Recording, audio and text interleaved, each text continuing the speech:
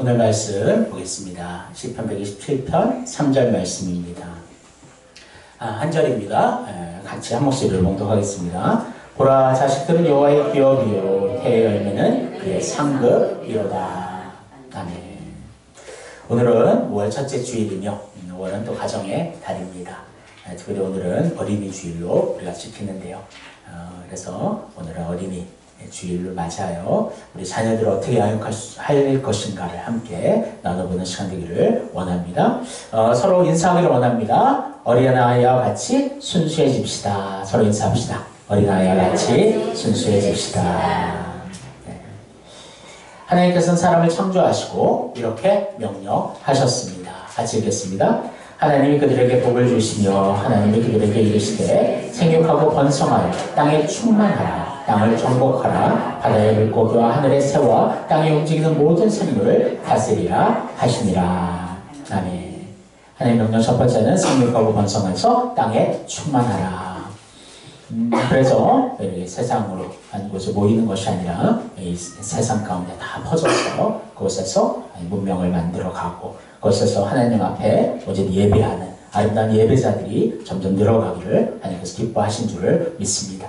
하지만 인간은 타락했고 죄를 지음으로 말미암아 점점 더 이 세상 속에 퍼져가고 땅을 정복해 나아가지만 그 정복이 이렇게 죄악을 심는 그런 정복으로 발전해 나아갔습니다.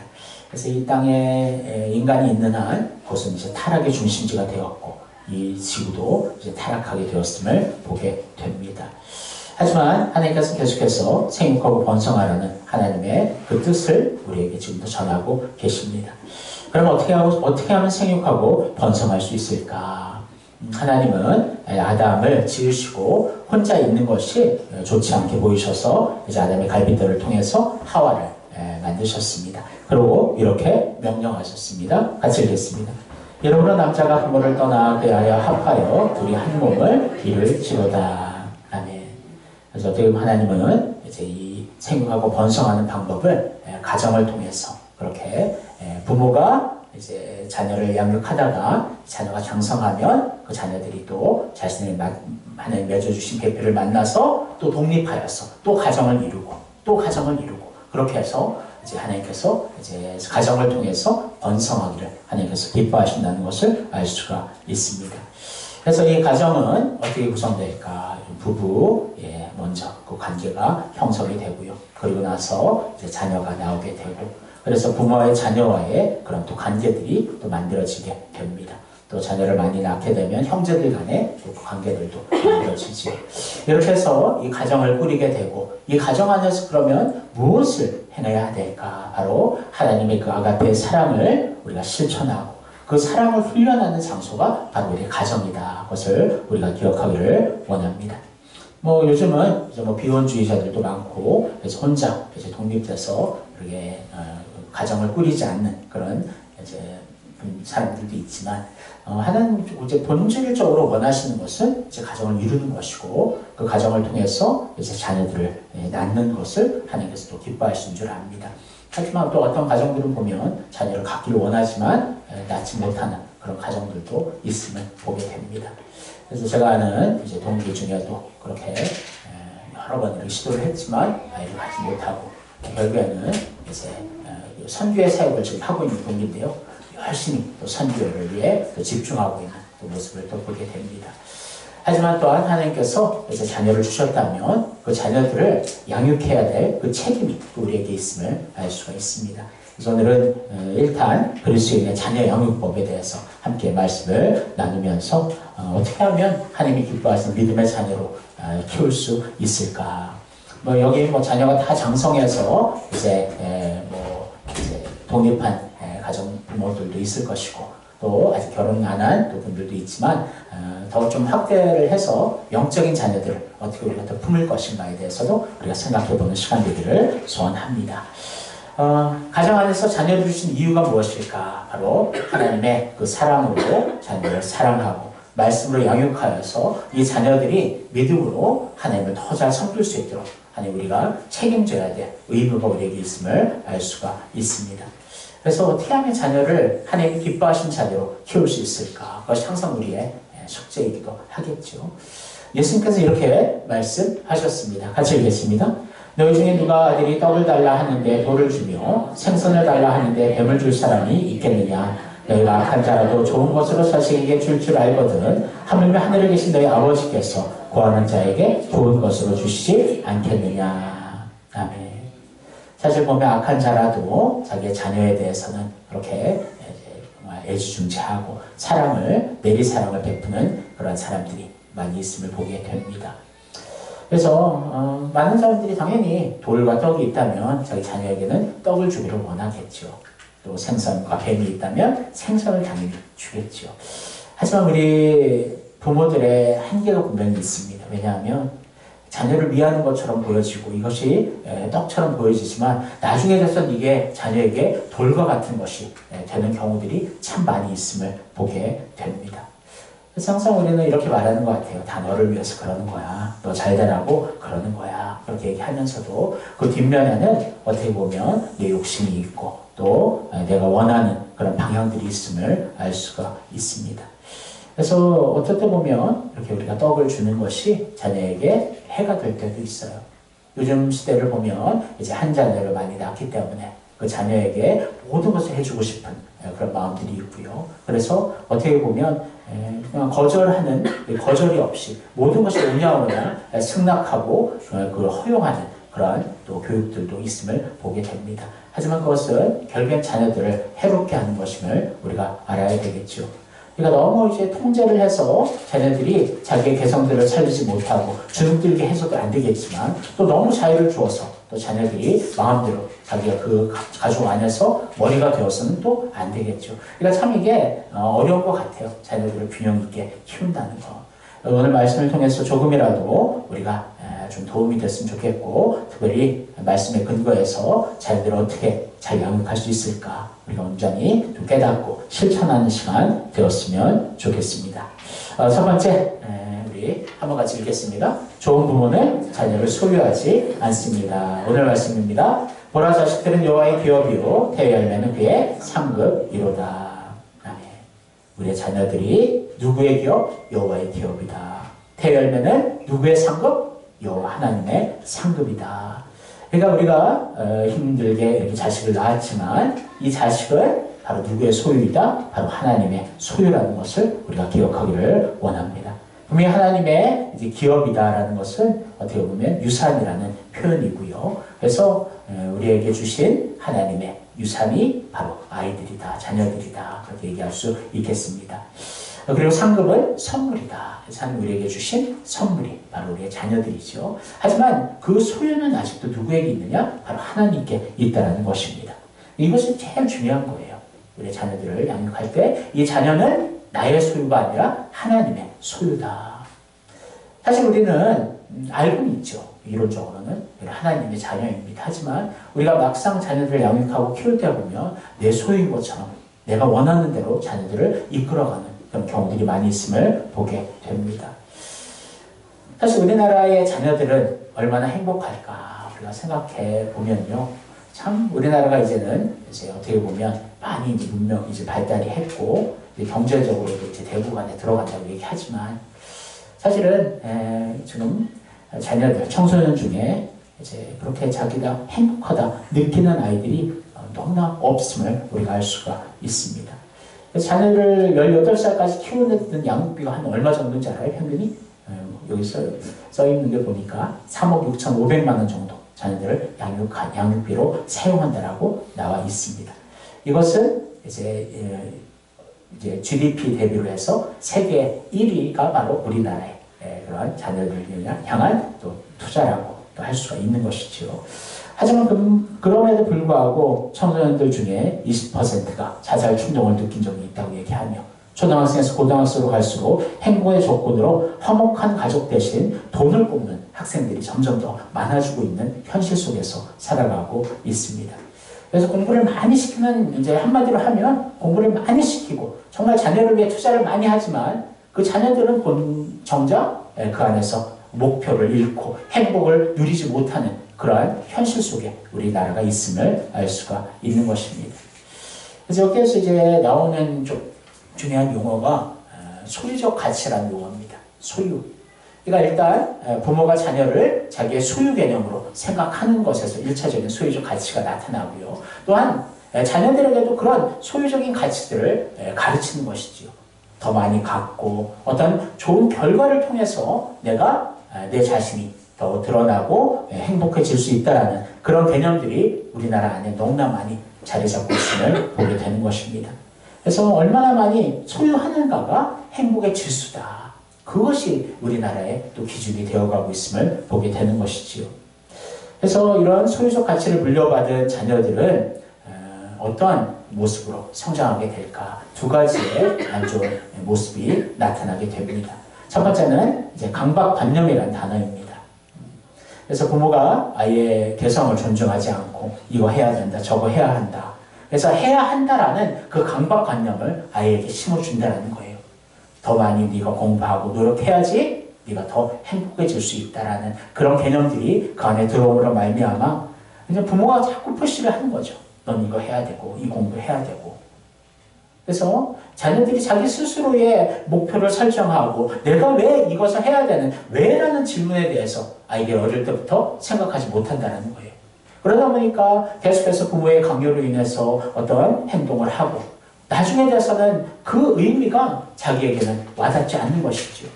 근데 그게 문제가 어디에서 또 나타나냐 하면 신앙도 마찬가지라는 거예요.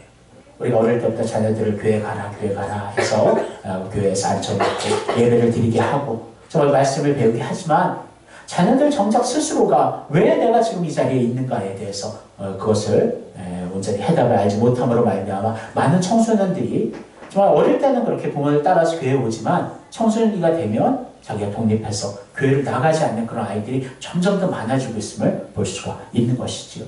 그래서 우리는 항상 이런 강박관념들을 갖지 않기 위해서 언제나 억지로 그것을 어떤 행동과 결과를 통해서만 그 아이들을 칭찬하고 아이들을 이제 그렇게 키우는 것이 아니라 바로 그 과정 속에서 왜라는 질문들, 왜 네가 이 공부를 해야 되고 왜 네가 이렇게 교회에 나와서 예배를 드려야 되는가, 항상 거기에 대해서 자기 스스로가 능동적으로 생각할 수 있도록 자녀들이 스스로 생각하도록 만드는 것이 또 우리의 또 사명이 되어야 될 줄을 믿습니다. 두 번째는 이제 자녀를 자꾸 소유적 가치로 키우다 보면 인정 중독이라는 것이 나타나게 됩니다.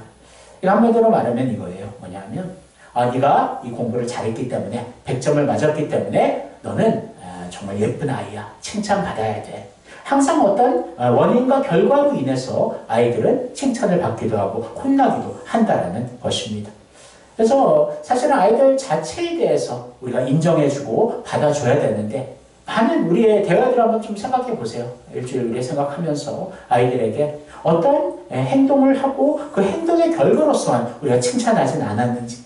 그렇게 되면 이 아이들이 어떻게 자라나냐면요. 자기가 다른 사람들 눈에 인정을 받고 어떤 좋은 칭찬이 있어야 아이들은 또 움직여서 또 일을 행하는 그런 모습으로 바뀌게 된다는 것입니다.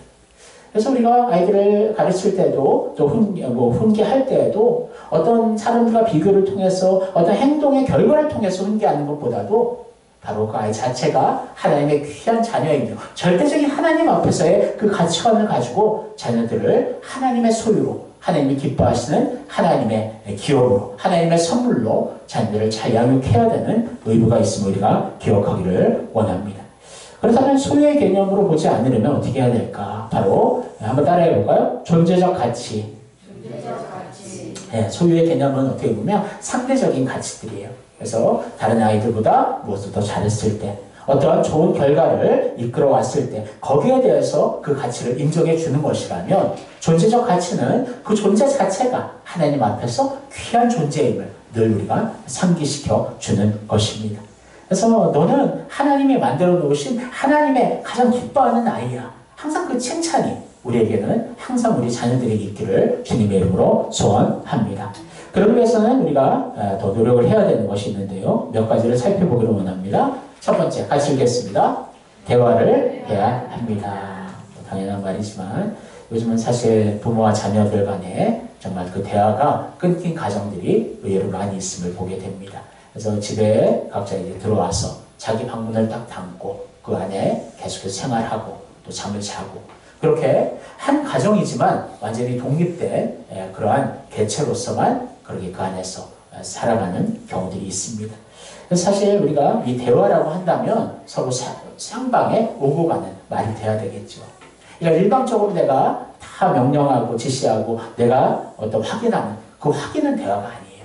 대화라는 것은 아이의 상대방의 그 마음도 우리가 듣고 그 마음과 마음에 서로 교통이 있을 때 그것이 참된 대화라고 할 수가 있는 것입니다. 그래서 우리가 자녀들을 우리가 대화할 때도 정말 자녀들 깊은 마음들이 지금도 나오고 있는가. 어떤 아이들 보면은 뭐 성향적인 것이 있을 수 있죠. 그래서 항상 자기 학교 생활이나 어떤 개인적인 마음의 모습들을 끄집어내지 못한 아이들이 참 많이 있음을 보게 됩니다. 그래서 대화는 많이 해요. 그래서 엄마 오늘 학교에서 뭐 했어. 그렇게 보고 형식으로 얘기하지만 실제적인 네 마음에 대해서는 어떻게 생각해? 너는 그 일에 대해서 어떻게 생각해? 그 마음에 대한 접근들이 너무나 약하다는 것을 우리가 볼 수가 있습니다. 항상 우리가 대화를 할 때는 그 마음을, 네 마음이 어떤가를 항상 마음을 정말 끄집어낼 수 있는 그런 대화가 있어야 되겠고요. 두 번째, 같이 읽겠습니다. 잔소리를 하지 말아야 합니다. 그래서 사실 잔소리라는 게 뭘까? 그래서 부모들이 이제 그렇게 계속해서 반복해서 어떤 행동과 결과에 의해서 계속해서 질책하는 내용들이 또 잔소리가 될 수가 있겠죠. 그래서 자녀들에게 대화할 때는 어떤 감정이 섞인, 저도 참 그것을 잘 조절해야 되는데 잘 못할 때가 많은데 그 감정의 요소들을 좀 내려놓고 아이들에게 정말 진심으로 정말 좀 이성적인 그런 접근으로 아이들과 대화하는 모습이 필요하겠다 생각을 할 수가 있습니다. 그래서 아이들 귀에 이것을 잔소리에다 딱 이렇게 아이들이 생각을 하면요. 그때부터는 귀는 열리고 복은 있지만 절대 다른 생각들을 하고 다른 말들을 듣고 있다는 것입니다. 그래서 내 말이 지금 아이들에게 잔소리인가 아니면 진심인가 다시 한번 생각해 보기를 원합니다. 그러면 세 번째 같이 읽겠습니다. 경청해야 합니다. 그래서 어떤 부모는 자기의 말만 다 하고 아이들이 좀 마음 열고 말할 때는 이미 딱 문을 닫아버리는 경우들이 있습니다. 이것은 기도할 때도 마찬가지인 것 같아요. 하나님 앞에 우리가 다 얘기하고 하나님께서 우리의 마음 안에서 성령님을 통해서 어떤 우리한테 말씀하시려 할 때는 이미 우리의 마음을 닫고 자리에 일어나서 이제 집으로 가고 있는 우리의 모습들을 보게 됩니다. 하지만 진정한 자녀를 위한다면 자녀들의 말에 경청할 필요가 있다는 거죠. 아무리 그 말이 이해되지 않는 것이고 허무맹랑한 것이고 그렇다더라도 끝까지 그 자녀의 말을 귀 기울여 들어줄 수 있는 것. 그래서 우리 부모는 내 말을 정말 진심으로 받아들여줘. 그런 인정이 있어야 될 줄을 믿습니다. 그래서 네 번째 같이 읽겠습니다. 기도해야 합니다. 그렇습니다. 가장 중요한 것이죠. 그래서 어거스틴도 이제 이단 쪽으로 이제 그런 심취하고 있을 때 어머니 모니카가 어거스틴을 위해서 끝까지 기도하였고 그 기도의 열매로 어거스틴은 주님 앞에 다시 돌아가서 정말 유명한 또 신학의 학자가 되었음을 보게 됩니다. 그래서 수많은 이렇게 기독교 위인들을 보면 그 뒤에는 기도하는 부모가 있다는 것입니다. 그래서 우리도 마찬가지입니다. 우리 자녀들이 얼마나 기도하고 있는가. 그래서 앞에 대화를 하고 경청하고 아이들을 존중하는 것 중요하지만 하지만 그 영혼을 위해서 기도하고 그래서 그 마음이 열려서 함께 주님 사랑 안에서 서로 교제할 수 있도록 하나님 앞에 간구해야 될 줄 믿습니다. 또 아이의 영혼을 위해서 간구할 때 그 기도가 하나님께서 온전히 들어주시고 하나님께서 나중에 우리의 기도가 당장 보이지 않는다 하더라도 하나님께서 나중에 그 기도에 아름다운 풍성한 열매로 맺어져 주실 줄을 믿습니다.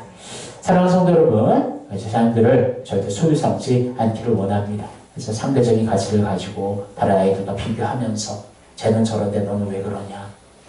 어떤 시험이나 어떤 것의 결과를 놓고 이렇게 시험을 잘 봐야지. 어떤 항상 아이의 존재 자체보다도 그런 행위에 중심을 두는 여러분들이었다면 이 시간 그 마음을 바꾸기를 원하고요. 아이들의 존재 자체가 바로 하나님이 맡겨주신 하나님의 소유다. 그 소유의 개념을 가지고 우리가 죽게 하듯 말하고 죽게 행동하듯 행동할 수 있는 우리 부모가 되기를 주님의 이름으로 축원합니다.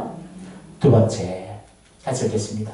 좋은 부모는 자녀를 불쌍하지 않습니다. 창세기 31장 3절 4절 요셉은 노년에 얻은 아들이므로 이스라엘이 여러 아들들보다 그를 더 사랑함으로 그를 위하여 채색 옷을 지었더니 그의 형들이 아버지가 형들보다 그를 더 사랑함을 보고 그를 미워하여 그에게 편안하게 말할 수 없었더라. 아멘.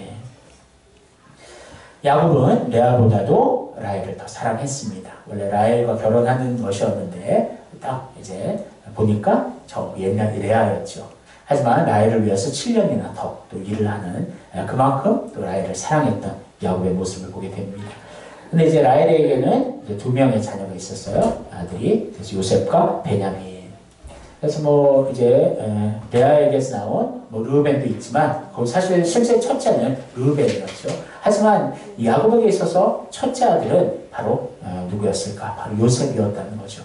그래서 항상 요셉을 보면 다른 이제 자녀들과는 다르게 어떻게 차별하고 있을 정도의 요셉을 편애하는 이 야곱의 모습을 보게 됩니다. 그래서 채색 옷만 보더라도 알 수가 있어요. 채색 옷이라는 것이 뭐냐 하면 모든 옷의 겉에 있는 옷인데요. 옷 길이가 이렇게 아래까지 발목까지 팔목까지 이제 손목까지 이르는 정말 이렇게 그 당시에 왕이 신하에게 아비가 자식에게 주는 가장 귀한 그러한 옷이 바로 채색 옷이었다. 그렇게 이야기할 수 있습니다. 하지만 이 옷을 요셉의 다른 형제들에게는 안 주었다는 거죠. 요셉에게만 그 옷을 입혔다라는 것입니다. 사실 요셉의 입장에서도 이것은 좋은 것이 절대 아니었습니다. 항상 형제들도 그것을 비교를 통해서 요셉을 점점 미워하는 그 미움의 마음들이 그 안에서 싹트기 시작한 것이지요. 그래서 한마디로 말하면 야곱에게 있어서 요셉은 우상이었습니다. 사실 우상의 개념은 이제 뭐 이렇게 신상을 만들어서 섬기는 그런 실질적인 우상의 개념도 있지만 더 본질적인 우상의 개념들은 하나님보다 더 귀하게 여기고 더 사랑하는 것이 우상이라는 거죠. 그래서 항상 우리가 주의해야 될 것은 우리의 자녀들 또한 우상이 될 수 있다는 거예요. 앞에서는 자녀들을 자기의 소유의 개념으로 생각했다면 반대로 이제 자녀들이 자기의 우상이 되어버린다는 것입니다. 야곱에게 있어서 요셉은 우상이었습니다. 그냥 요셉 또한 정말 그 영향을 받을 수밖에 없겠죠. 요셉이 모르겠어요. 다른 형제들보다 자기를 더 사랑하는 아버지가 자기의 백에 있다는 것입니다. 그러다 보니까 형제들에게도 할 말 못할 말이 있는데 요셉은 그냥 그 필터가 없이 계속해서 형제들을 자극하고 있는 그의 모습을 보게 됩니다. 사실 꿈을 2가지를 꾸었는데 그 꿈들을 사실 형제들에게 얘기할 필요가 없어요. 아버지에게 조용히 얘기하고 그래서 그런 아버지가 그것을 귀담아 담고 있으면 되는 것인데 2번이나 형제들 앞에 가서 그렇게 헤어달가별이 자기를 절한다. 그건 그냥 어떤 꿈의 해석도 필요 없이 형제들 다 알고 있는 것이지요. 그러면 우리가 너희를 섬기겠느냐? 너를 섬기겠느냐? 그렇게 해서 계속해서 미움의 싹을 키워나가는 요셉의 모습을 보게 됩니다. 요즘 시대는 뭐 형제가 2명 이상이라면 그런 것을 또 신경을 써야 되겠지만 요즘은 또 1명을 낳는 가족들 보면 그 아이 자체가 이제 오냐오냐 우상이 되고 그렇게 그 아이를 섬기는 그런 가정의 모습들이 나타나고 된다는 거예요. 하지만 이것은 자녀들을 절대 위하는 것이 아닙니다. 자녀들에게 독을 먹이는 것이지요. 점점 더 그 비교 속에서 그 미움들이 갈등이 되고 그 갈등이 실천이 되고 해서 요셉을 그 형제들은 이제 이스마엘 상인에게 종으로 팔아넘기는 그런 지경까지 나아가고 있음을 보게 됩니다. 그래서 항상 가장 안 좋은 것이 이제 비교하는 그런 교육법이라고 얘기하죠. 그래서 네 형은 이런데 너는 왜 이렇게 이러냐. 이러면 그 안에서의 비교 속에서 서로 미움과 또 갈등들이 생길 수밖에 없다는 거죠. 또 혼자 키우는 아이들은 자기가 우상인 것처럼 자기가 원하는 것 모든 것을 이루는 것처럼 그렇게 생각하면서 점점 더 하나님으로부터 멀어질 수밖에 없다는 것입니다. 사랑하는 성도 여러분, 자녀가 우상이 될 수 없다는 것 우리가 기억하기를 원합니다. 혹시 자녀들이 우상이 되었다면 여러분들 그 순위들을 다시 깨뜨리기를 원하고 자녀들이 바로 하나님 소유이며 하나님의 그 말씀의 권위를 가지고 자녀들을 양육할 수 있는 여러분과 제가 되기를 주님의 이름으로 소원합니다. 3번째 같이 읽겠습니다. 좋은 부모는 자녀를 하나님의 말씀으로 양육합니다. 신명기 6장 6절 7절 오늘 내가 내게 명하는 이 말씀을 너는 마음에 새기고 내 자녀에게 부지런히 가르치며 집에 앉았을 때에든지 길을 갈 때에든지 누워있을 때에든지 일어날 때에든지 이 말씀을 강론할 것이며 아멘. 여러분 좋은 부모, 믿음의 부모는 이것이 필수적인 거예요. 하나님의 말씀으로 자녀들을 양육해야 한다. 하지만 이것은 말로만 되는 것이 아닙니다. 자기가 주님을 섬기고 사랑하고 주님을 최우선으로 두고 예배를 최우선으로 두는 것이 삶으로 온전히 보여질 때 자녀들은 그 영향력을 받게 된다는 거예요. 자기 자신은 항상 보면은 예배가 뒷전이고 예배를 소홀히 하면서 아이들에게 예배를 너는 꼭 드려야 돼. 그것은 아이들에게 하나의 잔소리뿐만 잔소리밖에 되지 않는다는 것입니다. 자녀들을 어떻게 양육할 수 있을까?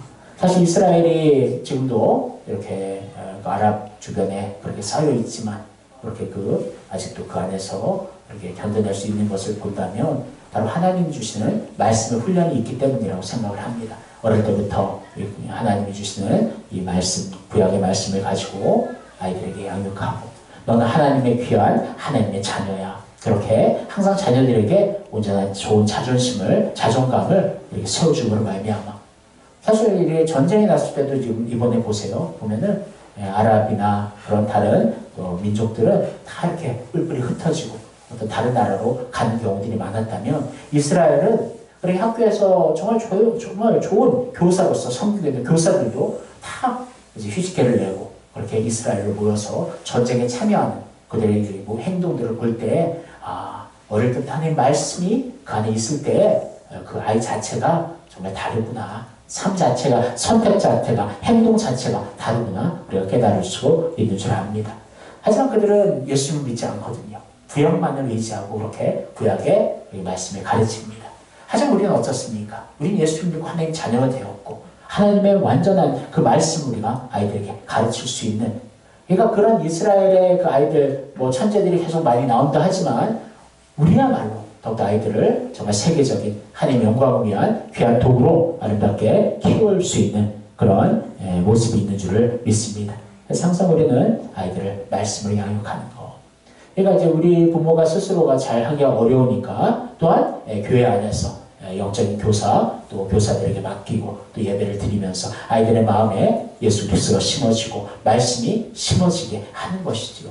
하지만 교회에 딱 한두 시간 그렇게 맡겨서 끝나는 것은 또한 아닙니다. 집에서 매일매일 아이들이 말씀을 읽고 말씀을 쓰게 하고 그래서 말씀을 항상 묵상하면서 그 말씀이 그 아이들의 삶 속에 조금씩 스며 들어가야 된다는 것입니다.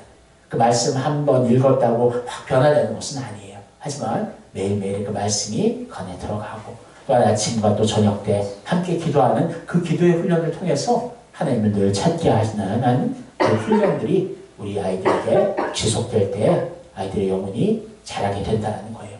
우리 눈에 보이지 않죠. 하지만 하나님께서 그 아이들을 그 말씀을 먹이고 기도를 통해 아이를 키우고 있다는 것입니다.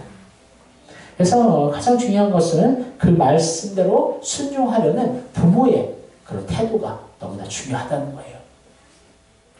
한번 이 말씀을 읽기를 원합니다. 같이 읽겠습니다.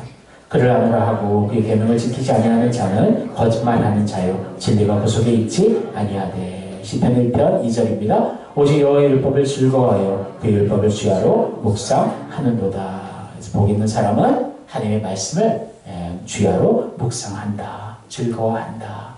그래서 그 말씀이 그냥 지적인 차원으로 머물러 있는 것이 아니라 그 말씀의 능력이 우리의 심장으로 내려오고 우리의 손과 발로 연결되어서 우리의 삶 속에서 그 말씀을 살아내는 것이 참된 말씀대로 순종하는 모습인 줄을 믿습니다. 그래서 우리의 자녀들 또한 마찬가지예요. 날마다 어릴 때부터 정말 말씀을 읽는 훈련이 되고 그래서 특별히 또한 주일 성수를 하고 예배를 드리는 그 훈련이 잘 됨으로 말미암아 그래서 아이들 어릴 때 그 가치관이 정말 잘 깨지지 않거든요. 그래서 어릴 때 하나님을 최우선으로 삼고 하나님 앞에 예배하는 것이 우리 인생에서 가장 귀한 것이구나. 그것이 아이들 삶 속에서 이제 배워질 때에 아이들은 나중에 가서도 예배 중심의 그런 또 가정으로 또 만들어 갈 줄을 믿습니다. 저도 그렇고 제 아내도 그렇고 어릴 때부터 철저하게 예배에 대해서 배웠거든요. 또 11조에 대해서 배웠거든요. 사실 저도 지금도 11조를 할 때 조금 이게 덜하게 되면 얼마나 제가 두려울지 몰라요. 떨려요.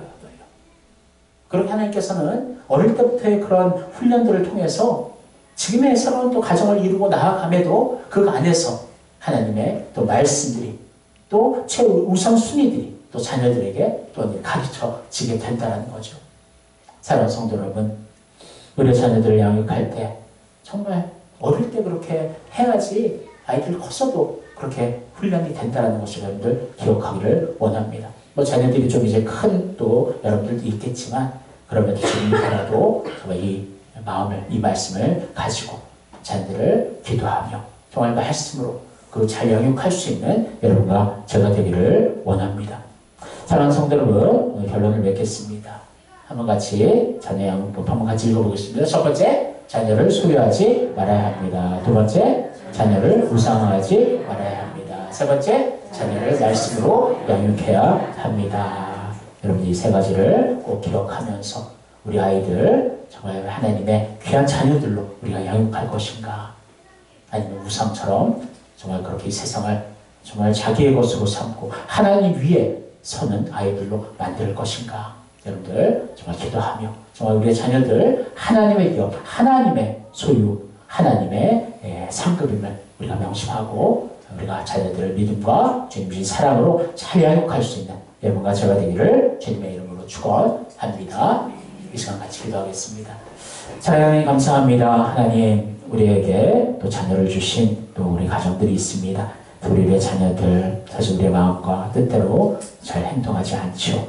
하지만 이 자녀들은 나의 소유, 나의 뜻대로 움직이는 나의 것이 아니라 바로 하나님의 소유, 하나님의 기업, 하나님의 상급인 줄을 믿습니다. 하나님 자녀들을 양육할 때 말씀과 기도를 통해 정말 자녀들을 온전히 영적으로 이끌어가는 하나님 그 리더가 우리 되게 하여 주시고 또 주님의 사랑으로 정말 사랑하고 품어주어서 이 자녀들이 사랑이 풍성한 정말 바른 자존감을 가지고 하나님을 섬기고 믿음으로 성장하는 그런 자녀들 되게 하여 주옵소서. 하나님 우리 또한 그런 부모가 되기를 원하오니 하나님 우리가 먼저 말씀대로 순종하고 말씀을 귀하게 여기며 예배를 최우선 가치로 삼아서 하나님 우리의 삶을 보고 자녀들이 따라올 수 있도록 인도하여 주옵소서. 감사하며 예수님의 이름으로 기도합니다.